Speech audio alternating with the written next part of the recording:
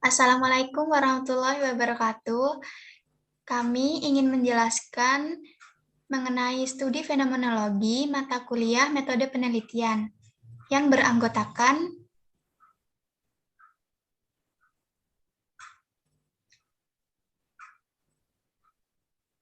Anak cepat saya.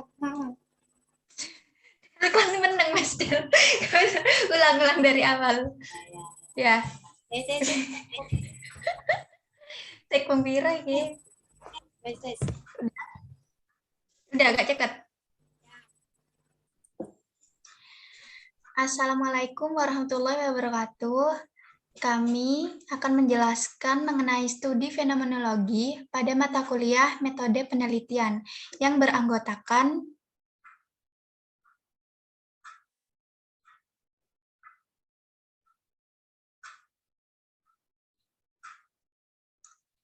Della Dwi Santi dengan NIM 2009 10201077, Sarifah Ambami Diah Puspitasari dengan NIM 2009 10201099, Salafiyah Ayu 2009 10201138, dan Nabila Putri Hidayat dengan NIM 2009 10201151.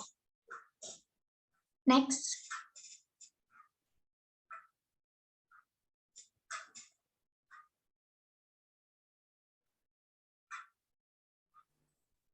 Definisi studi fenomenologi. Fenomenologi merupakan metode penelitian yang berfokus pada penyelidikan atas kesadaran atau cara manusia memahami objek dan peristiwa dengan mengalaminya semuanya secara sadar hingga membentuk realitas. Metode fenomenologi adalah studi pengetahuan yang menyelidiki, menganalisis, dan menggambarkan fenomena atau gejala yang dialami manusia secara sadar. Konsep dasar studi fenomenologi meliputi realitas, pengalaman kesadaran, makna, dan struktur kesadaran. Studi fenomenologi menjelaskan makna pengalaman hidup bagi sejumlah individu yang mencakup sebuah fenomena atau realitas. Studi ini tidak meneliti peristiwanya, tetapi meneliti bagaimana peristiwa tersebut ditangkap oleh manusia sehingga menjadi bagian dari pengalaman dan kesadaran seseorang. Ciri-ciri studi fenomenologi adalah yang pertama, menggambarkan makna dari pengalaman seseorang, bersifat subjektivitas, menjelaskan kebenaran kriteria dengan realitas yang didasarkan pada pengalaman orang-orang, berisi upaya untuk memahami bagaimana seseorang membangun makna sebuah peristiwa, dan meneliti bagaimana sebuah peristiwa atau fenomena tersebut ditangkap oleh manusia.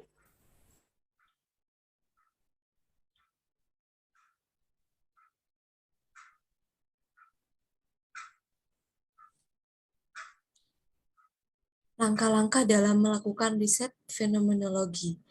Bila kita melakukan studi tersebut, maka cerita oral tentang pengalaman hidup menjadi data primer yang wajib untuk dikumpulkan. Untuk memperoleh data tersebut, tentu saja dibutuhkan keterbukaan informan untuk mengungkapkan apa yang dialami di masa lalu. Beberapa langkah yang perlu dipahami ketika melaksanakan riset tersebut, menurut pendapat pakar Criswell, yaitu yang pertama, peneliti memastikan apakah rumusan masalah yang dibuat relevan untuk diteliti menggunakan pendekatan fenomenologi. Yang kedua, menyusun masalah penelitian. Yang ketiga, peneliti harus memahami fenomena yang diambil untuk dipertanyakan maknanya bagi sekelompok individu yang terkait atau yang mengalaminya. Yang ketiga, peneliti sebagai manusia harus sejauh mungkin meninggalkan pengalaman pribadi terkait dengan fokus penelitiannya. Lalu, data tersebut berupa narasi deskriptif yang dikumpulkan dari cerita individu yang mengalami suatu fenomena yang diteliti tersebut. Nah, proses analisis data pada prinsipnya mirip dengan analisis kualitatif lainnya, yaitu data ditranskrip lalu merujuk pada rumusan masalah. Peneliti melakukan coding, clustering, labeling secara tematik, dan melakukan interpretasi. Lalu, masing-masing tema yang muncul dalam proses analisis mengandung narasi verbatim yang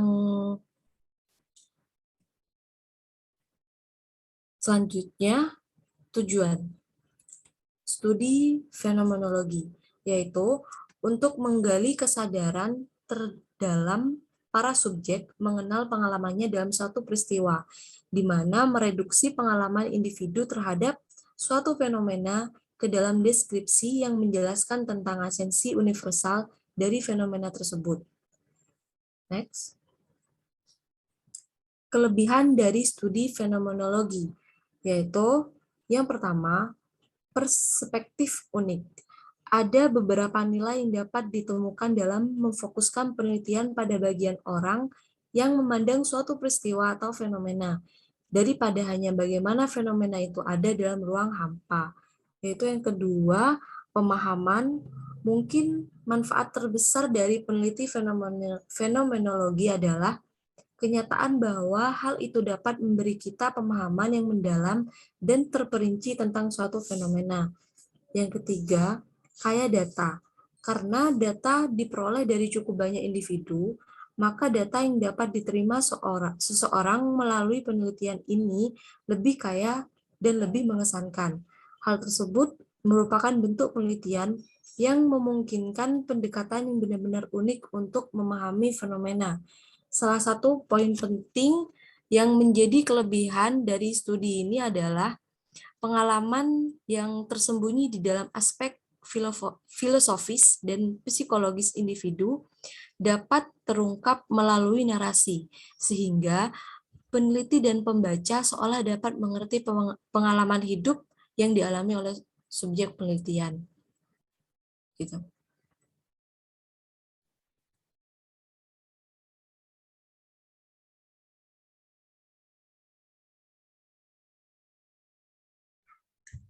Karakter penelitian fenomenologi.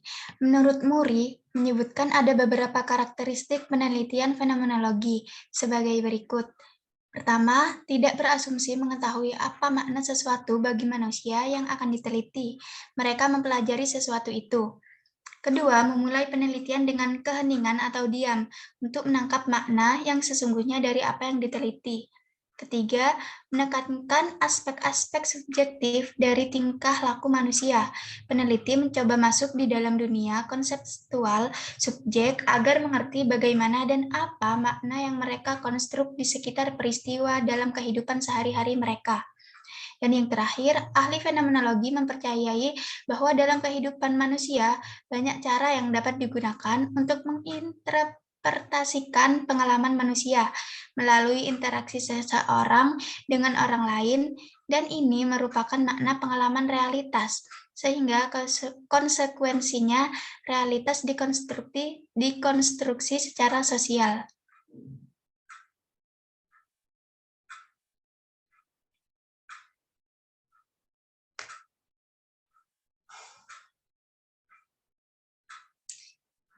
Prinsip penelitian fenomenologi.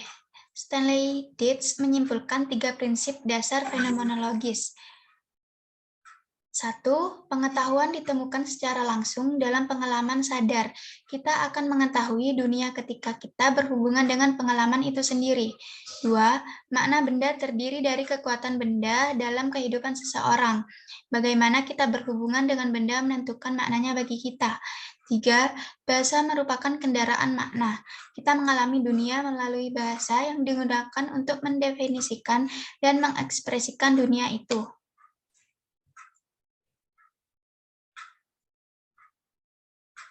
Jenis-jenis penelitian studi fenomenologi. Pertama, fenomenologi realis. Formulasi awal Edmund Husserl berdasarkan edisi pertama penelitiannya tentang logika memiliki tujuan untuk menganalisis struktur dan tindakan mental yang disengaja, karena bagi Husserl hal tersebut diserahkan pada objek nyata dan ideal. Kemudian yang kedua, fenomenologi transdental atau konstitutif. Jenis fenomenologi yang satu ini adalah rumusan Husserl selanjutnya, berdasarkan ide-idenya pada tahun 1913, di mana ia mengambil pengalaman intuitif terhadap suatu fenomena, pengalaman, dan esensi dari apa yang ia alami, dengan mengesampingkan pertanyaan tentang hubungan apapun dengan alam di sekitar kita. Yang ketiga, fenomenologi eksistensial. Jenis fenomenologi yang satu ini adalah formulasi Heidegger yang diperluas, seperti yang diungkapkan dalam Being and Time, tahun 1927, bahwa pengamat tidak dapat memisahkan dari dunia. Oleh karena itu, merupakan kombinasi dari metode fenomenologi dengan kepentingan memahami manusia di dunia eksistensinya.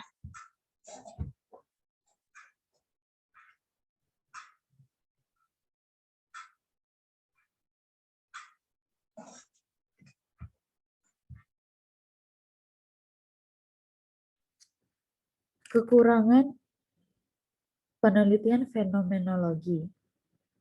Yang pertama, subjektivitas.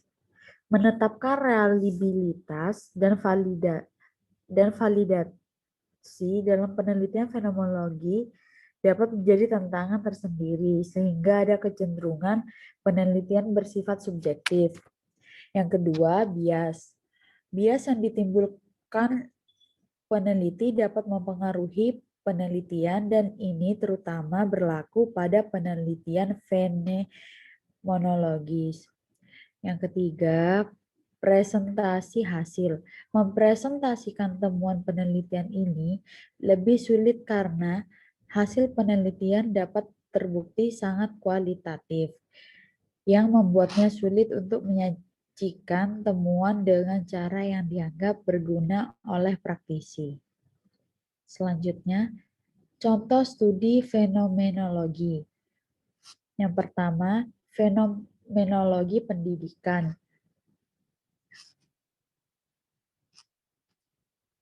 Tema utamanya yang menjadi judul dalam riset ini adalah lingkungan belajar di luar sekolah dalam pendidikan ilmu sosial. Penelitian fenomenologis dengan calon guru atau out of school learning environments in school studies education. A phenomenological research with teacher candidates. Yang kedua, fenomenologi kualitatif. Membangun identitas profesional asisten peneliti. Sebuah riset fenomenologi building the professional identity of research assistants, a phenomenological research. Selanjutnya, kesimpulan. Praktik penelitian fenomenologi sebenarnya tidak serumit bayangan kebanyakan orang ketika memahami fenomenologi dalam kajian filsafat. Pada dasarnya, penelitian fenomenologi ingin menggali dua dimensi saja, apa yang dialami subjek atau orang yang diteliti dan bagaimana subjek tersebut memaknai pengalaman tersebut. Pengalaman subjek dalam hal ini merupakan fenomena yang menjadi subjek matter yang diteliti. Dimensi pertama merupakan pengalaman faktual si subjek, bersifat objektif bahkan fisikal.